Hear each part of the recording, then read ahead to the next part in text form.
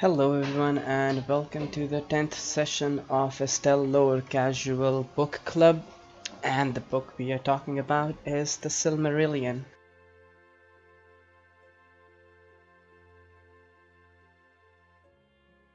We are on chapter 6 today. Chapter 5 was split into two halves, part 1 and part 2.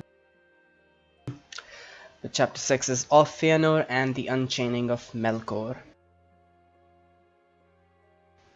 Now the three kindreds of the Eldar were gathered at last in Valinor, and Melkor was chained. This was the noontide of the blessed realm, and the fullness of its glory and its bliss, long in tale of years, but in memory too brief. In those days the Eldar became full-grown in stature of body and of mind, and the Noldor advanced ever in skill and knowledge. And the long years were filled with their joyful labors, in which many new things fair and wonderful were devised. Then it was that the Noldor first bethought them of letters, and Rumil of Tirion was the name of the lore master, who first achieved fitting signs for the recording of speech and song, some for the graving upon metal or in stone, others for the drawing with brush or with pen. So at this moment we are at the peak of the glory of the Eldar. Vanyar lived near Manwë and Varda at the feet of the Teniquetil. Noldor lived in Tirion upon Tuna, and many visit halls of Aule often to learn from him. Teleri, who came over the sea with Olwe, live in Tol Eressëa, the lonely isle, near the shores of Amon. Due to their presence amongst the gods, their stature is growing, the light of the two trees of Valinor is shining upon them, and they are becoming more skilled in crafting, and here at the height of their stature of body and mind, the first time in history of Arda we have written text appear. Rumil of Tirion first starts writing, inventing letters and letters to record and write down the speech and song. This is the start of the written recording of the history of the Elves. Get this one? In that time was born in Eldamar, in the house of the king in Tirion, upon the crown of Tuna, the eldest of the sons of Finwë, and the most beloved. Finwë was his name, but by his mother he was called Feanor, spirit of fire, and thus he is remembered and in all tales of the Noldor.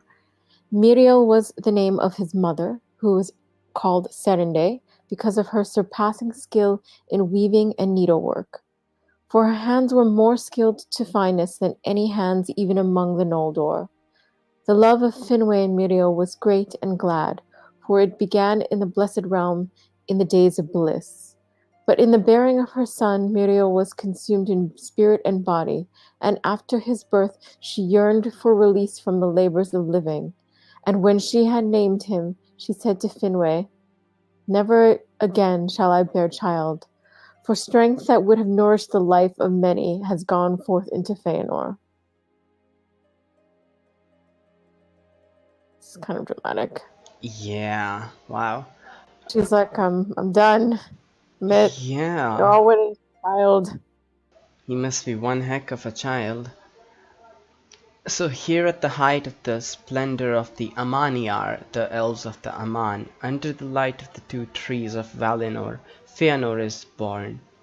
Finwë, as we know, is the High King of all the Noldor, who has led them from Cuiviénen to Valinor. His first son is born here, Feanor, the spirit of fire. But we can ask, what does it mean though, spirit of fire? Did he come out of the womb burning with something? No, I don't think that's it. I think if you remember from one of our earlier sessions, we talked about Fea and Roa, the spirit and the body. So Fea means spirit and Nar means flame, or its male form is Nor. So what it basically means is that he came into the world with a flaming spirit, meaning a really, really powerful spirit, a powerful Fea, a powerful soul. uh, wi- this is someone very important coming into the world, and whose deeds will shape the history of the Middle Earth as we know it. So much, so much so that after giving birth, after bringing this powerful Fea into the world, his mother is utterly spent and consumed, basically. Um, which is, yeah, it's a tragic tale. He lost his mother by just coming into the world. Then Finwë was grieved, for the Noldor were in the youth of their days, and he desired to bring forth many children into the midst of Amon. And he said, Surely there is healing in Amon. Here all the weariness can find rest. But when Miriel languished still, Finwë sought the counsel of Manwë, and Manwë delivered her to the care of Irmo in Lorien. At their parting, for a little while as he thought, Finwë was sad, for it seemed an unhappy chance that the mother should depart and miss the beginning at least of the childhood days of her son. It is indeed unhappy, said Miriel, and I would weep if I were not too weary. But hold me blameless in this, and in all that may come after. She went then to the gardens of Lorien, and lay down to sleep. But though she seemed to sleep, her spirit indeed departed from her body, and passed in the silence to the halls of Mandos. But she did not halls of Mandos. The maidens of Este tended the body of Miriel, and it remained unwithered, but she did not return. Then Finwë lived in sorrow, and he went often to the gardens of Lorien, and sitting beneath the silver willows beside the body of his wife, he called her by her names. But it was unavailing, and alone in all the blessed realm he was deprived of joy. After a while he went to Lorien no more. Yeah, that's a sad story. Just a bit creepy that they left her body there, and I guess and it's not like she passed under the earth. You know, her body's just still there. Yeah, I think bringing him into giving birth kind of was traumatic to her soul. So like her soul is gone and is in the halls of Mandos. As you know, elves can't really die, so like her soul can always return to her body when she's healed up to full, which hasn't happened yet. So must have really damaged herself. But remember we talked about how eager the elves were in the beginning of days to procreate, to bring more of their kind into the world. So Finwë wasn't quite done making babies yet, and when his wife told her that she would bear no other children than Feanor, he wasn't really happy with it. But since he's living with gods in Valinor, with the Valar, he obviously believed that surely the gods would be able to cure her. So he can get on with bringing more children into the world and just go nuts on her. So he talks to Manwë about it, and Manwë sends her to Lorien, where Irmo the Valar lives. Remember, Lorien is the name of the place, and Irmo is the Valar who lives there. And from the first chapter, we remember it said, From the fountains of Irmo and Este, all those who dwell in Valinor draw refreshment, and often the Valar come themselves to Lorien, and there find repose and easing of the burden of Arda. So even the Valar, just to heal up and feel better and refreshed, they would go to the gardens of Lorien. So that is what Manwë does, just sends Miriel to Lorien to be healed. At their parting for a little while as he thought, well, since we are talking about immortals here, we really don't know how short is little while. But Finwë was sad nonetheless to be parted from his beloved wife, and also for her missing the childhood of their son Feanor, or their only son Feanor at the moment. It is indeed unhappy, and I would weep if I were not so weary, but hold me blameless in this and in all that may come after.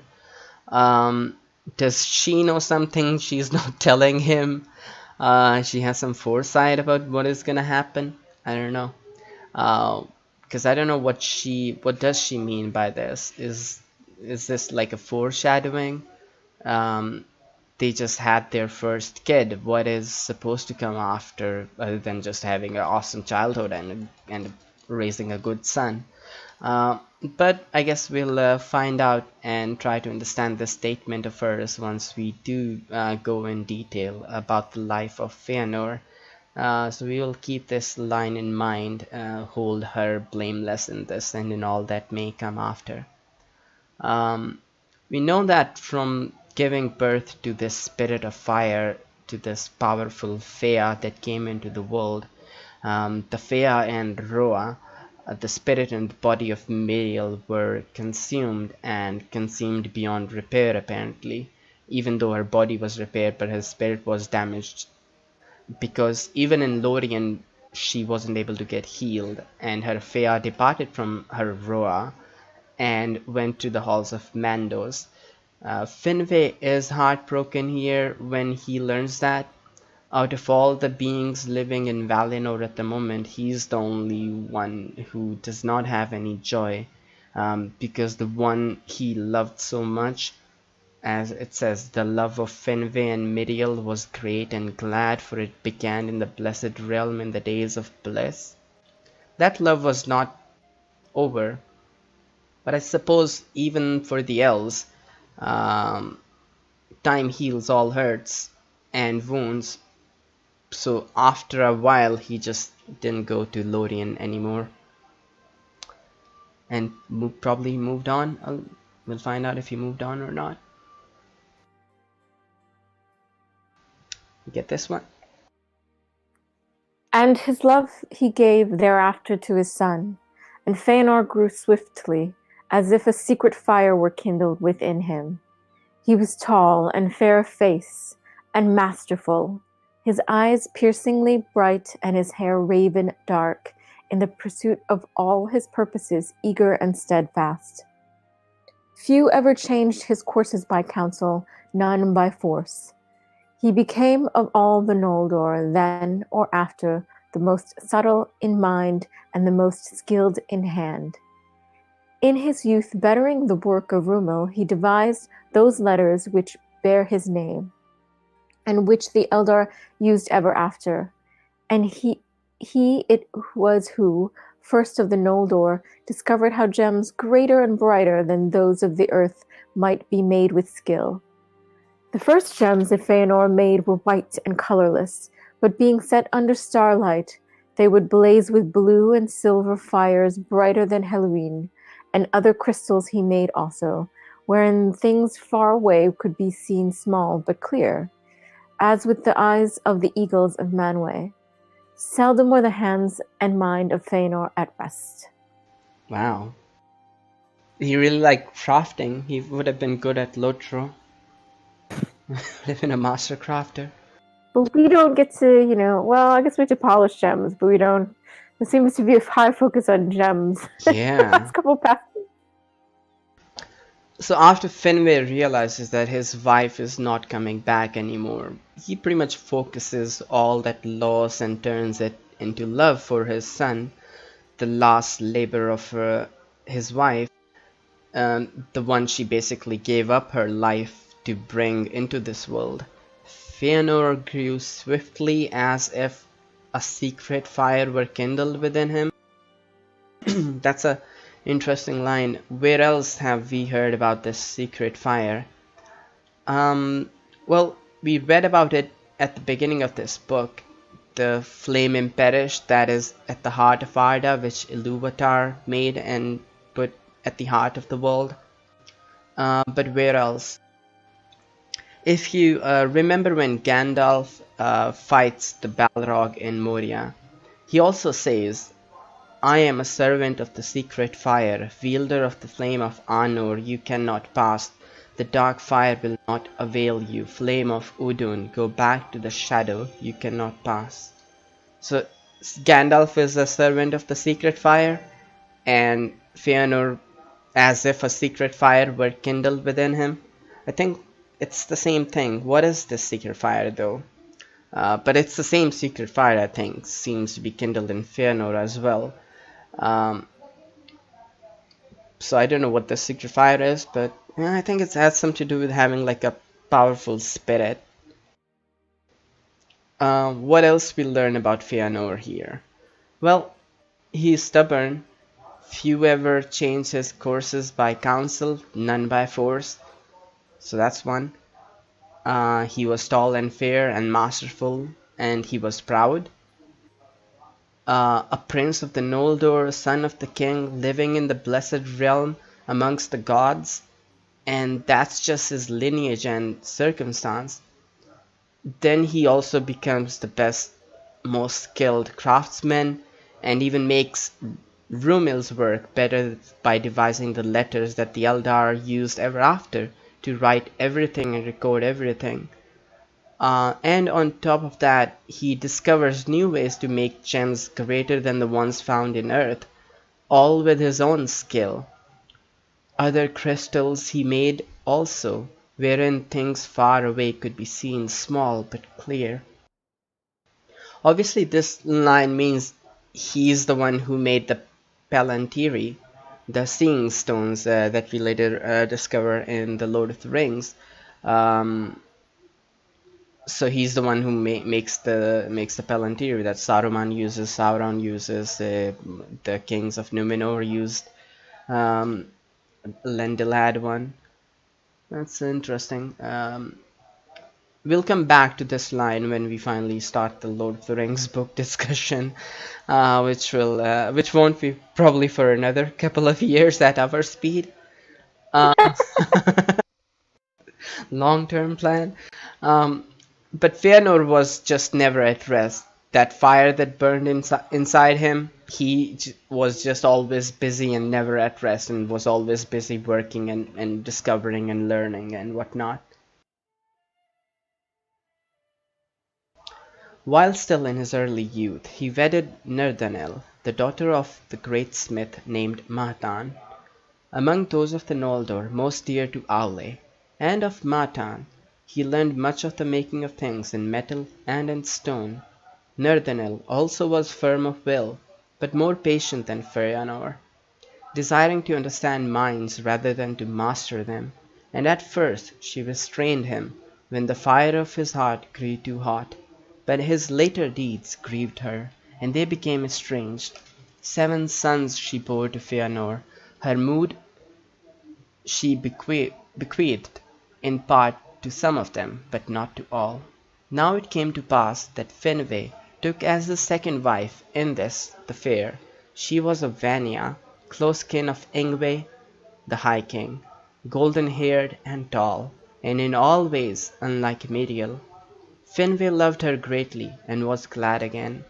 But the shadow of Miriel did not depart from the house of Finwë, nor from his heart, and of all whom he loved Feanor had ever the chief share of his thought. So, you know that Feanor is proud, stubborn, and masterful. Does he marry Nerdanel so he could learn smithing from the best smith, who is like dearest to Aule? I don't know. But I would give him the benefit of the doubt here, though. But he weds her, and from her father he learned more about making of things in metal and in stone. But all that pride he has, it didn't sit well with Nerdanel, and for a time she was able to restrain him, to tame him, but since he was stubborn, soon they became estranged.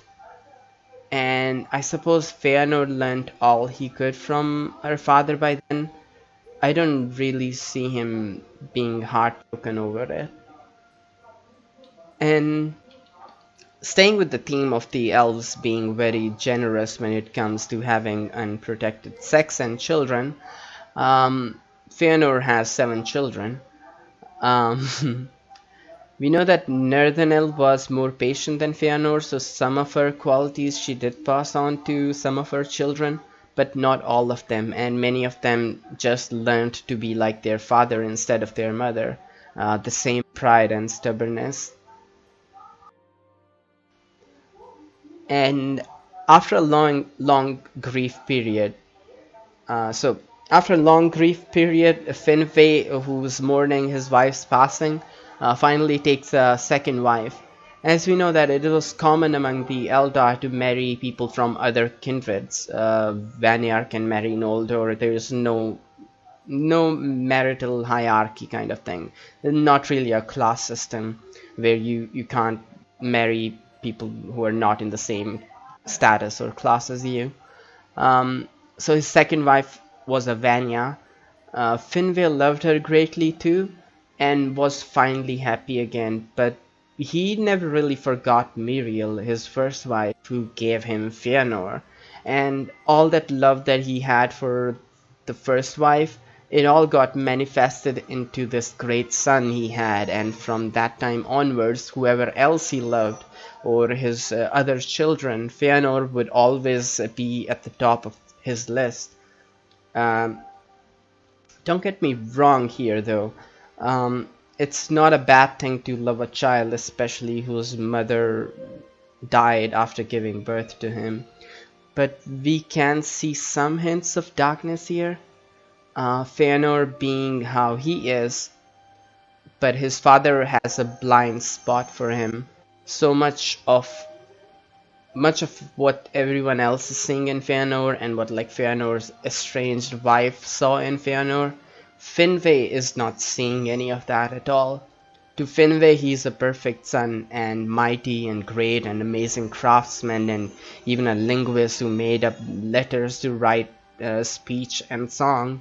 But as it often happens, those children who their parents have a blind spot for, they often turn out to be just trouble for everyone else.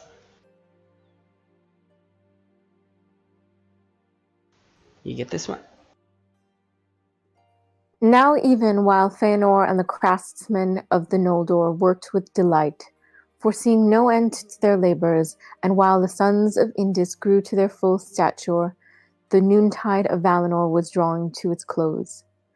For it came to pass that Melkor, as in Valar had decreed, completed the term of his bondage, dwelling for 3 ages in the duress of Mandos, alone. At length, as Manwë had promised, he was brought again before the thrones of the Valar. Then he looked upon their glory and their bliss, and envy was in his heart. He looked upon the children of Iluvatar that sat at the feet of the mighty, and hatred filled him. He looked upon the wealth of bright gems, and he lusted for them. But he hid his thoughts and postponed his vengeance. Holy cow, this is a jam-packed paragraph. Okay, let's break it down. Feanor was not happy with his father loving another. He didn't like his stepmother, but not because of any fault of Indis, but because of who Feanor was. He was a jealous guy. Pride often is accompanied by jealousy. He did not want anyone to share in the love his father had for him. Finwë has 2 sons with Indis, Fingolfin and Finarfin, and Feanor did not like them either and lived apart from them. In those unhappy things which later came to pass, Feanor was the leader. Well, we'll find out soon enough what those unhappy things are. It's interesting to see how the author here tells us how all that will happen could have been prevented. But if it was all prevented, then we wouldn't really have a story to talk about or discuss or even worth reading. But what happens later could have been much more worse. Had it not been for Feanor's stepbrothers, Fingolfin and Finarfin, and it's because of them that the Noldor elves, or elves in general, had some saving grace, or were not utterly just discarded and went out of the history of Middle-earth. And one last point on this slide. Judging that if Finwë had endured his loss and been content with the fathering of his mighty son, the courses of Feanor would have been otherwise. Feanor is how he is because of parental neglect. I don't think it's that simple. I mean, he is the spirit of fire. A fire was kindled in him. It is a kind of nature versus nurture argument here. Um, could Hitler be a different person if he got more hugs from his mother? I don't know. Same way, I don't know if Finwë not marrying again would have changed anything for Feanor or who he came to be. But heavy topics here in this slide. But it's interesting how the author is having like a frame narrative, is like commenting on what could have happened. So instead of like reporting history, he's also commenting here, which is an interesting paragraph. You don't often see it. The wedding of his father was not pleasing to Feanor, and he had no great love for Indus, nor for Fingolfin. Wait, did we do this slide already or not? No. No, we did the very dramatic Dante slide before. The wedding of his father was not pleasing to Feanor, and he had no great love for Indus, nor for Fingolfin and Finarfin, her sons. He lived apart from them, exploring the land of Amon, or busying himself with the knowledge and the crafts in which he delighted.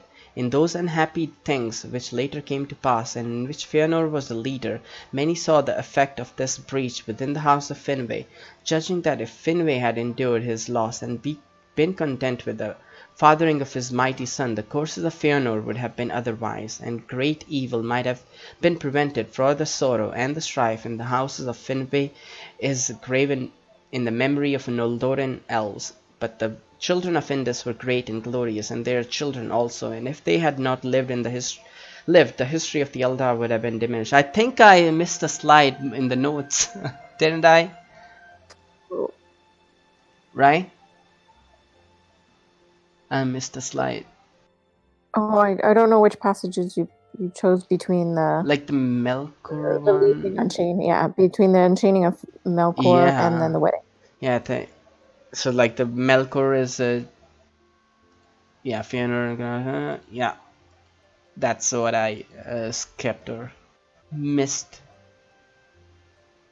So this slide I did not comment on. Feanor and the craftsmen of Noldor worked with delight. Okay.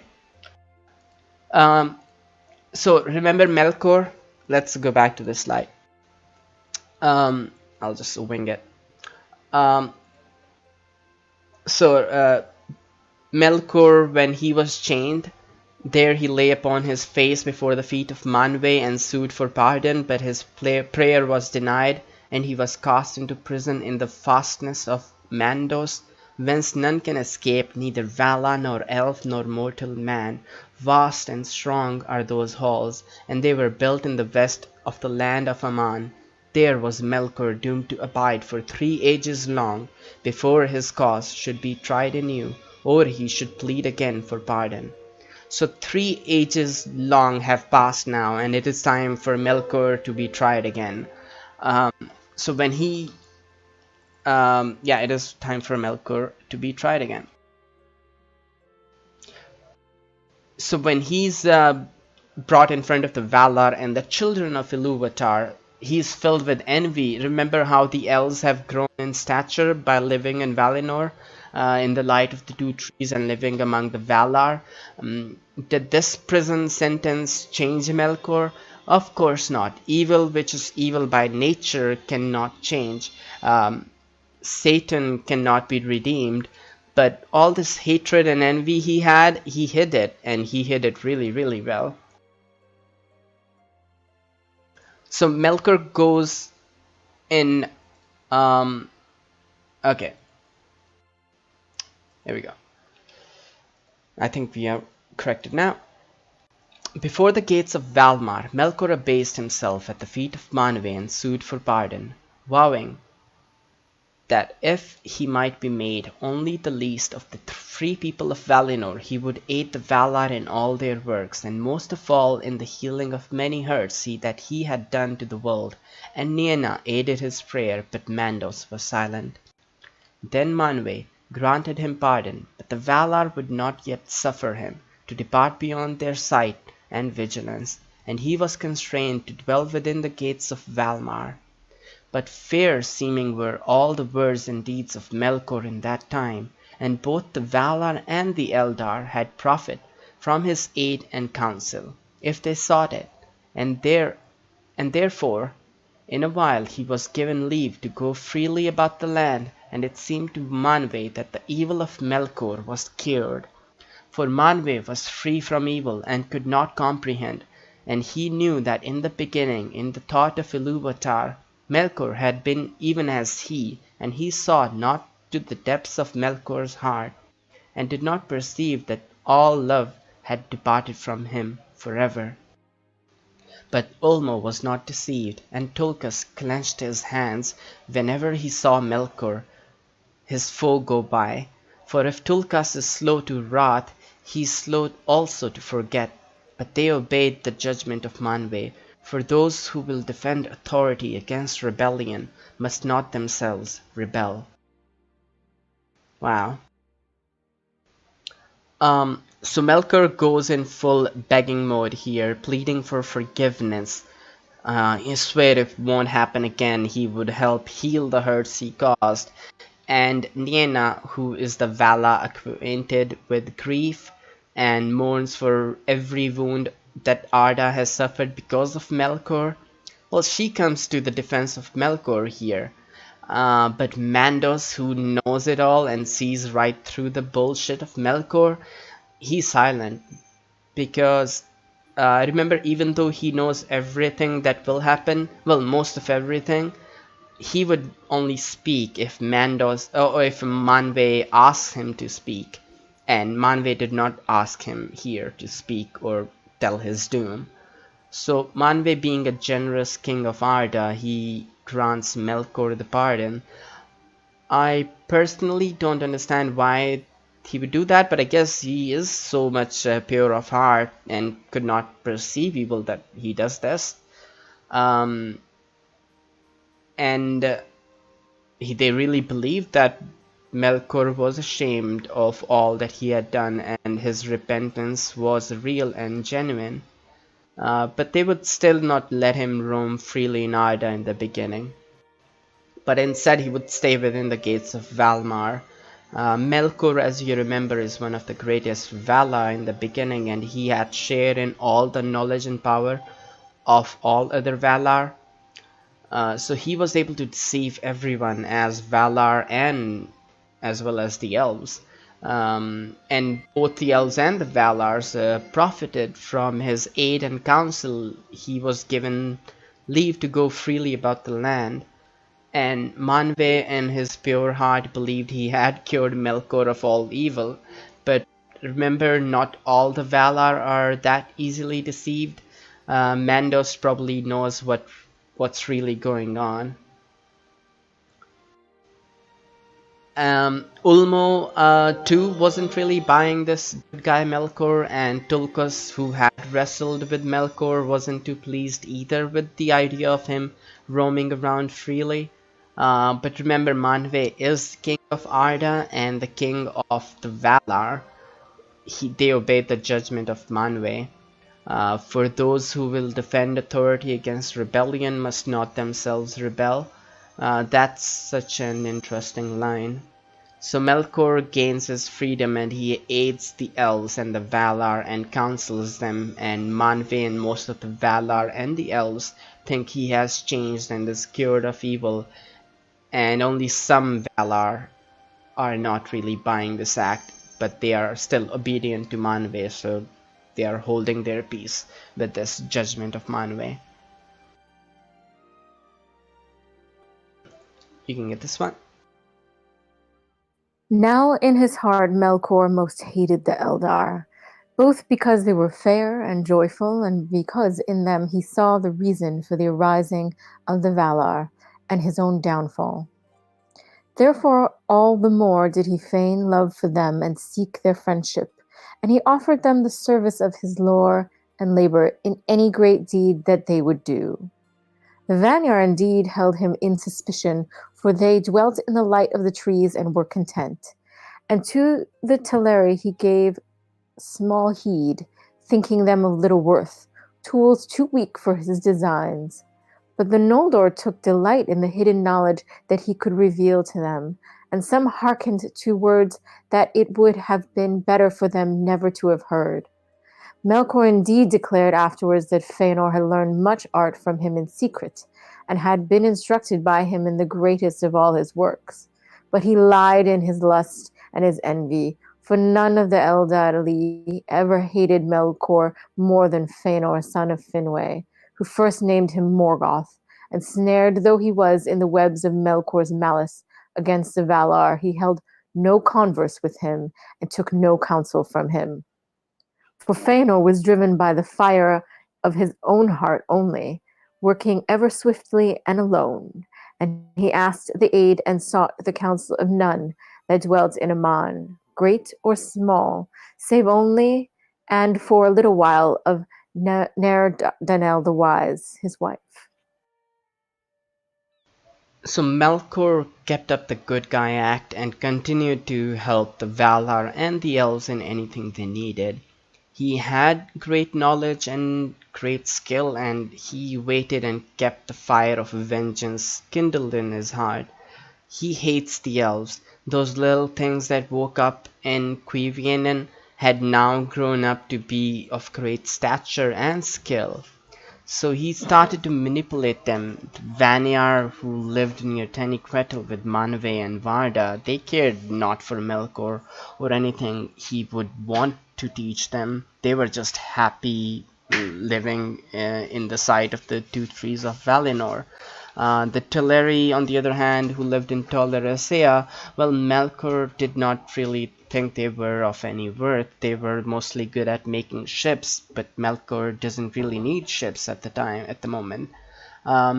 You can see where it's going. It's the Noldor who really liked Melkor, because right from the start, the Noldor were the curious ones. They were the ones who wanted to learn more and how to make things, always busy learning and seeking, making up languages as well as letters for writing.